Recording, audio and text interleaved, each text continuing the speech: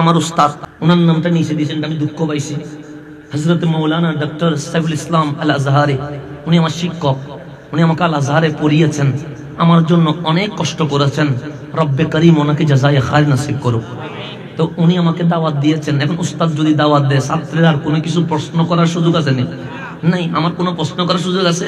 আমরা বলতে লাভবাই, হাজির আছি। কখন আসতে হবে, কয়টায়, আপনি যা বলবেন এটা, এর বাইরে কোনো কথা। এটার নাম তো ছাত্র কথা, ঠিক না? এখন এই পোস্টার কি, মাহফিল কোথায়, আমি জিজ্ঞেস করি না। আজকে আমাকে ঠিকানা পাঠিয়েছে, আমি চলে এসেছি। কারণ আমাকে যখন শিক্ষক বলবে, এখানে আর প্রশ্ন করার কোনো সুযোগ আছে নাই। এখন পোস্টার করছেন কারা? আপনারা, কথা ঠিক না? এটা আমার কোনো দায়ভার আসেনি। একটু গভীরভাবে খেয়াল করবেন, গভীরভাবে খেয়াল করবেন। উপরে জিনার নাম প্রধান অতিথি, কথা ঠিক না?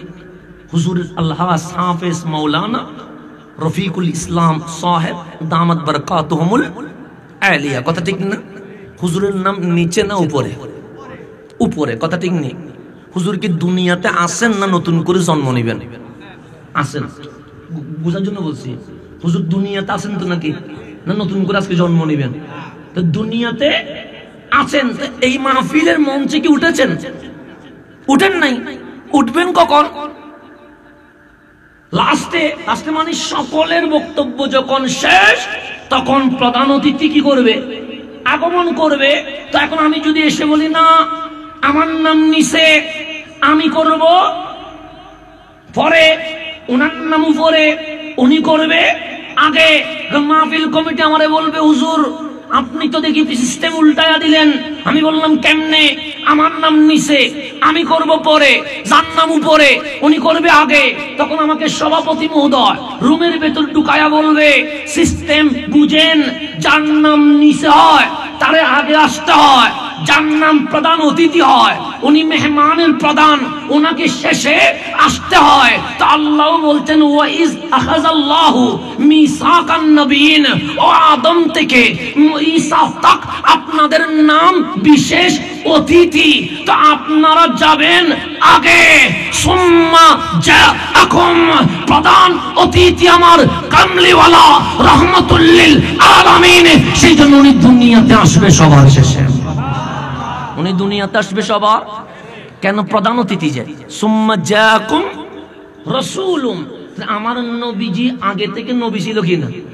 সেই জন্য তোর আলমে আরওয়াতে বলছে, সুম্মা জাআকুম রাসূলুম মুসাদ্দিকুন মা মিনার লাল, সবার শেষে তাশরীফ আনবে। এখন আসেন একটু গভীরভাবে খেয়াল করবেন। আমার নবীর দাওয়াত 40 বছর পরে। কয় বছর পরে? কিন্তু এর আগেও কামলিওয়ালার দাওয়াত ছিল। যারা বুঝার তারা বুঝেছে, অনেকেই বুঝে গেছে। যেমন আমার নবীর আপন চাচা সৈয়দুনা আব্বাস রাদিয়াল্লাহু তাআলা, নাম শুনেছেন? উনি কে? নবীজির আপন চাচা, রক্তের চাচা, আবার দূরবর্তী না। অনেক চাচা আছে দূরের, কিন্তু আব্বাস উনি ঘরের চাচা। তো এই চাচা যেদিন ইসলাম ধর্ম গ্রহণ করছে, এসে বললেন, ইয়া রাসূলুল্লাহ, আমি কালিমা পড়ছি, আমান্তু বিকা লা ইলাহা ইল্লাল্লাহ মুহাম্মাদুর রাসূলুল্লাহ সাল্লাল্লাহু আলাইহি ওয়াসাল্লাম। যখন কালিমা পড়লেন, সাহাবায়ে কেরাম বড় খুশি। কেন? যারা নবীকে পাথর মারে, যারা নবীকে পাগল বলে, যারা নবীকে দাওয়াতি কাজে বাধা দেয়, তাদের মধ্যে অন্যতম হচ্ছে পরিবার। আজ আমার নবীর ঘরের আপন রক্ত, আপন চাচা ইসলামের ছায়া তলে চলে এসেছেন।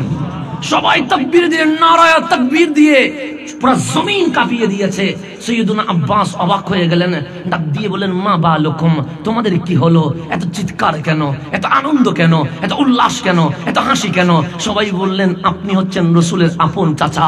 চাচা যখন ঘরের ভেতর চলে এসেছে, এখন আমাদের কোনো ভয় নাই। কারণ আবু জেহেল নবীরে গালি দেয়, আবু লাহাব নবীরে পাথর মারে, ওরাও তো সম্পর্কে চাচা লাগে। কিন্তু আপনি যখন চলে এসেছেন, এটা আমাদের জন্য দলিল হয়ে গেছে, ডকুমেন্ট হয়ে গেছে। তখন সৈয়দুনা আব্বাস বলছেন, ইয়া রাসূলুল্লাহ, আপনার সাহাবায়ে কেরাম মনে করছে আমি আজকেই মুসলমান হয়েছি। আমার রাসূল বলেন, হ্যাঁ চাচা জানেন, এটাই তো মনে করবে, কারণ আপনি আজকে সবার সামনে আপনার ঈমান কি ইজহার, ওপেনিং প্রকাশ করেছেন, কালিমা পড়েছেন। তখন সৈয়দুনা আব্বাস বলেন, না না, আমি আজকের মুসলমান নয়, আজকে প্রকাশ করেছি। আমি তো সেই দিন মুসলমান যেদিন আপনি রাসূল দুলনায় ছিলেন। কোথায় ছিলেন? দুলনায়। রাসূল যখন কোথায়? তখন আমার নবী দাওয়াতে সৈয়দুনা আব্বাস বলছে আমি ইসলাম ধর্ম গ্রহণ করেছি। সিদ্দিক আকবর অবাক, কি আমার রাসূল তো 40 বছর আগে দাওয়াত দেয় নাই কেন? আমি আবু বকর তো তখনও নবীর বন্ধু। ফারুক আজম বললেন তখন তো দাওয়াত শুনি নাই। উসমান যুন্নুরাইন বলে তখন তো কাউরে বলতে শুনি নাই। হযরতে মাওলা আলী বলছে আমি তো সেই আলী যে আলী নবীর পিছনে পিছনে বড় হয়েছি, জীবনে তো দাওয়াত শুনি নাই। সৈয়দুনা আব্বাস বলে হ্যাঁ শুনো নাই, কিন্তু ইশারা দিয়ে দাওয়াত দিয়েছে যে কেমনে সে রাসূল আসলেন আমেনার ঘরে। আমার বাবা রাসূলের দাদা আব্দুল মুত্তালিব বড় খুশি হয়েছেন, এমন আনন্দিত হয়েছেন ছেলে আব্দুল্লাহকে হারায়া যে শোকাহত হয়েছেন সেটা ভুলে গেছেন, এখন নাতিকে নিয়ে ব্যস্ত হয়ে গেছেন। কাকে নিয়ে? নাতিকে নিয়ে ঘুরে এখন ইবাদতের সময় ইবাদত করে, বাকি সময় কারে? রাসূলকে নিয়ে। তা আমার নবী মা আমেনার ঘরে ছিলেন 13 দিন। কয়দিন? শুধুমাত্র 13 দিন। 13 দিন বয়সে মা হালিমার ঘরে চলে গেছে। রাসূলের সিরাতটা একটু পড়বেন, দরকার আছে, কারণ প্রত্যেকটা সেকেন্ডে শিক্ষা, প্রত্যেকটা মিনিট আদর্শ, প্রত্যেকটা ঘন্টায় অনুসরণ, প্রত্যেকটা দিন অনুকরণ। সেই জন্যই আল্লাহ বলেছেন ইন্নাকা লাআলা খুলুকিন আসীম। তোমাদের আদর্শ খেলোয়াড় নয়, তোমাদের আদর্শ কোনো লিডার নয়, তোমাদের আদর্শ কোনো নেতা নয়, তোমাদের আদর্শের নাম রাহমাতুল লিল আলামিন। একটু গভীরভাবে খেয়াল করবেন। সৈয়দুনা আব্বাস বললেন আপনি রাসূল তখনও দুলনায়, আপনার বয়স মাত্র 4 থেকে 5 দিন। আব্দুল মুত্তালিব বললেন ইয়া বুনাইয়া, এই আমার সন্তান শোনো শোনো, আব্দুল্লাহর ঘরে শাহজাদা এসেছে, নাম তার আহমদ, নাম তার মুহাম্মদ। আমি দাদা বড় খুশি হয়েছি। আজ বাদে মাগরিব সূর্য যখন ডুবে যাবে, পূর্ণিমার চাঁদ যখন উঠবে, আমি আমেনার ছেলে মুহাম্মদকে কলা আকাশের নিচে দুলনা দিয়ে খেলা দিব, আর তোমরা আমার ছেলে ওই দুলনার পাশে দাঁড়ায়া আমার আব্দুল্লাহর ছেলেকে দেখবা। কেন? আমার আব্দুল্লাহর ছেলের বাবা যেহেতু চলে গেছে, বাবা নাই, তোমরা চাচারা দাঁড়ালে ওই শিশু মুহাম্মদ যখন চোখ খুলে তোমাদের দিকে তাকাবে, তখন বাবা হারানোর ব্যথাটা ভুলে যাবে। সেজন্য তোমরা কি করবে? দাঁড়াবে।